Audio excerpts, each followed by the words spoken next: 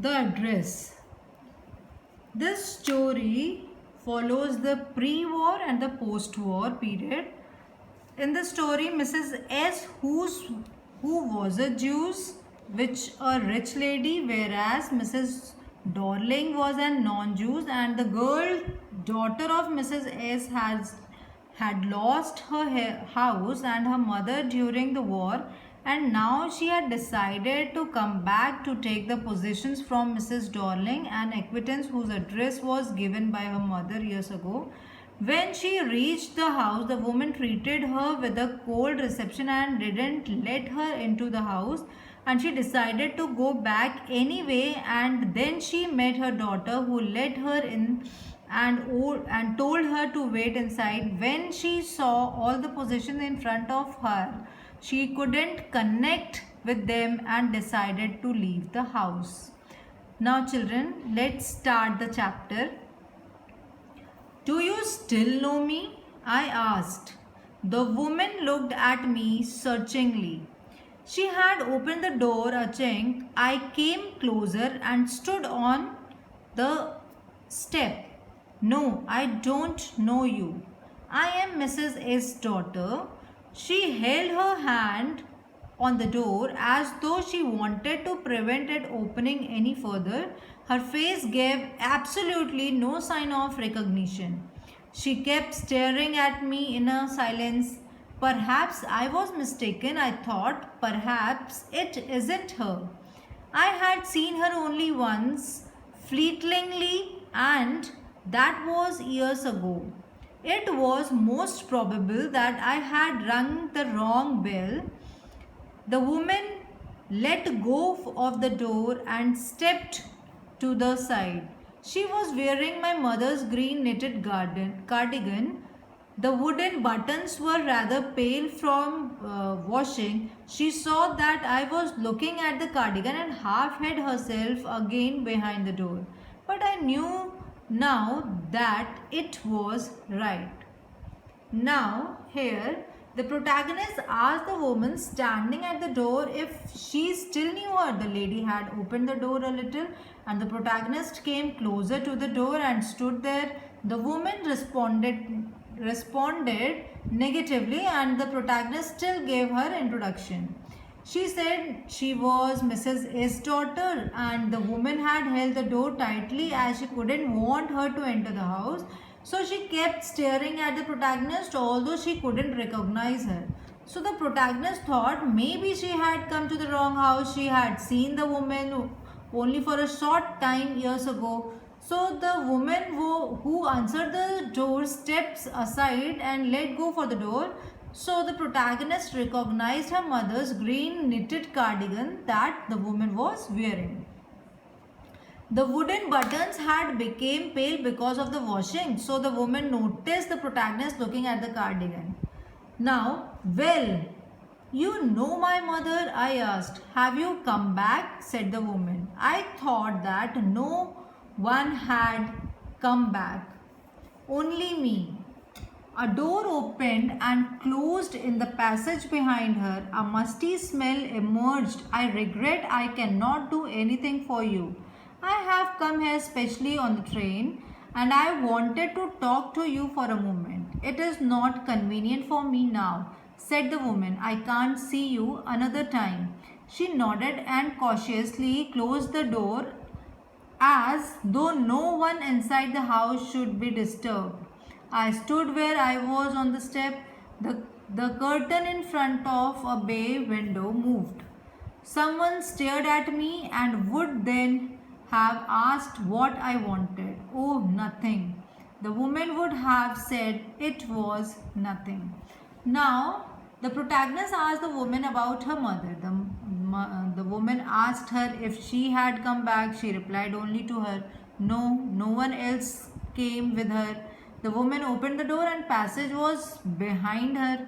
A stale smell occurred all over. The woman told her that she could not do anything for her. The protagonist told her that she had come from far place on the train just to talk to her. So the woman told her that it was not convenient to talk right now and asked her to come back later. The woman closed the door as she didn't want anyone to get disturbed in the house. Now I looked to the name plate again. Darling, it said, in black letters of the white enamel, and on a jam a bit higher the number 46. As I walked slowly back to the station, I thought about my mother who had given me the address years ago, and it had been in the first half of the war, and I was home for few days, and it struck me immediately that something or other about the rooms had changed. I missed various things. My mother was surprised I should have noticed so quickly.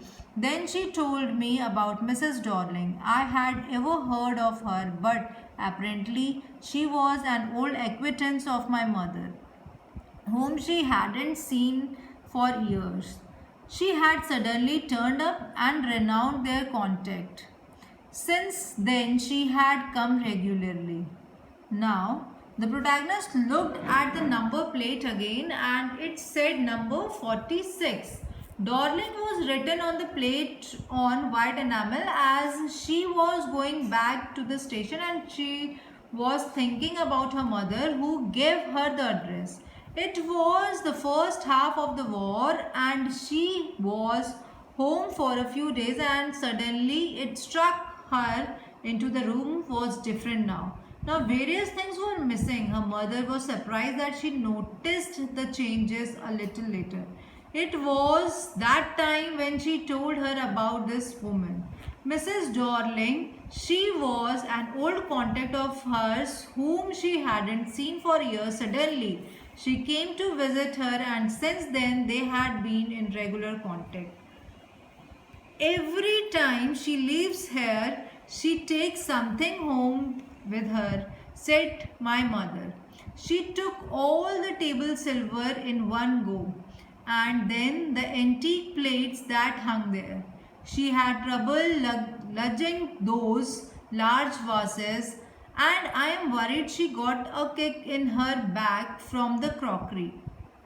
My mother shook her head pityingly. I would never have dared ask her. She suggested it to me herself. She even insisted she wanted to save all my nice things. If we have to leave here, we shall lose everything, she says. Have you agreed with her that she should keep everything? I asked. As if that's necessary, my mother cried. It would simply be an insult to talk like that. And think about the risk she is running each time she goes out of our door with a full suitcase or bag. Now, her mother told her that whenever that woman came to visit her, she took something from the house with her. Table silver, antique plates, and she had trouble over carrying the large vase. She told her that the cramp of her back came from the crockery. Her mother shook her head of the sorrow, and her mother kept telling the protagonist's mother that she wanted to save her precious thing. If they had to leave the place someday, they would lose everything. Now she asked her mother if she really wanted her to take all the things with her. Her mother replied that even if she didn't, it would to be an insult to ask her not to. So she was going out with a risk herself, a suitcase full of items.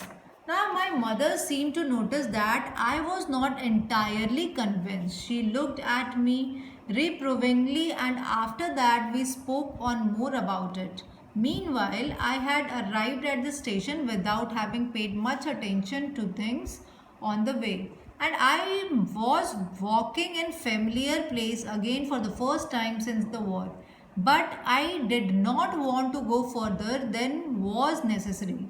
I didn't want to upset myself with the sight of streets and houses full of memories from a precious time. In the train back, I saw Mrs. Darling in front of me again as I had the first time I met her. It was the morning after the day my mother had told me about her. I had got a plate and coming downstairs, I saw my mother about to see someone out. A woman with a broad back. There is my daughter, said my mother. She backbone to me. The woman nodded and picked up the suitcase under the coat rack. She wore a brown coat and a shapeless hat. Does she live far away? I asked. Seeing the difficulty she had going out of the house with a heavy case. In Marconi Street, said my mother, number 46. Remember that. Her mother noticed that she wasn't convinced and looked at her critically, and after all that, they never talked about the incident again. She reached the station without noticing any details on the way, and she passed the familiar things after the war for the first time. Now she didn't want to upset herself with the familiar sights of the houses and streets which reminded her of all the precious times. Back in the time she saw Mrs. Dorling in the person a day after her mother told her daughter about her.